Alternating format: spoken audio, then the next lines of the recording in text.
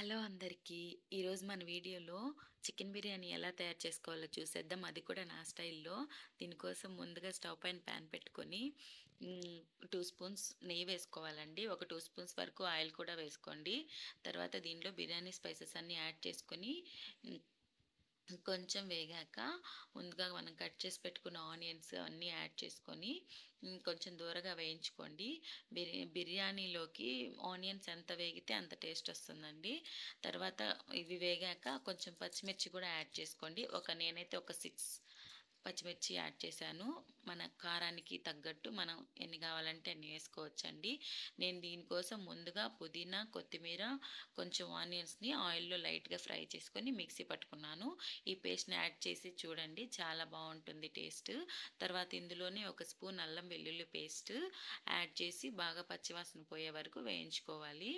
హ్మ్. అంటే ఇలా డైరెక్ట్‌గా ఆకులు కూడా వేసేసుకోవచ్చండి. కానీ మిక్సీ పట్టి చేస్తే కొంచెం తగలకుండా, అడ్డుపడకుండా ఉంటాయని నాకదొక ఫీలింగు. సో, మీరిలా అయినా యాడ్ చేసుకోండి. లేపోతే మీకు నచ్చినట్లయినా చూసుకోండి. తర్వాత ఇందులో నేను ఒక 2 టొమాటోస్ తీసుకున్నాను. Small size. ఇవి స్మాష్ చేసుకొని, వేసేసుకొని బాగా కలుపుకోండి. బాగా వేగిన తర్వాత మనకి పచ్చివాసన పోయిన తరువాత 1 స్పూన్ కారం యాడ్ చేసుకోండి. ఇది కూడా మీకు ఎంత కావాలంటే అంత వేసుకోండి. నేను మా కారానికి తగ్గట్టు నేను వేసుకున్నాను. 1 టీ స్పూన్ సాల్ట్ కూడా యాడ్ చేసుకోండి. తర్వాత ఇది బాగా వేగిన తర్వాత ఇందులో ముందుగా ఉడకబెట్టి పెట్టుకున్న చికెన్‌ని యాడ్ చేస్తున్నాను. ఉంచుకోండి. తర్వాత నేను చికెన్ ముందుగా ఉడకబెట్టుకునేటప్పుడు అందులోని వాటర్ తీసి పెట్టుకున్నాను.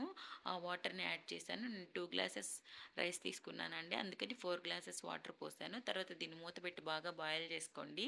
వాటర్ బాయిల్ అవుతున్నాయి కదా! ఇప్పుడు మనం ముందుగా నానబెట్టుకున్న బాస్మతి రైస్‌ని ఇందులో యాడ్ చేసుకొని ఎక్కువ సేపు గరిటెతో కలపకుండా ఊరికే అలా అంతా రైస్‌కి కలిసేలాగా కలుపుకొని ఇప్పుడు సాల్ట్ చెక్ చేసుకోండి ఒకసారి.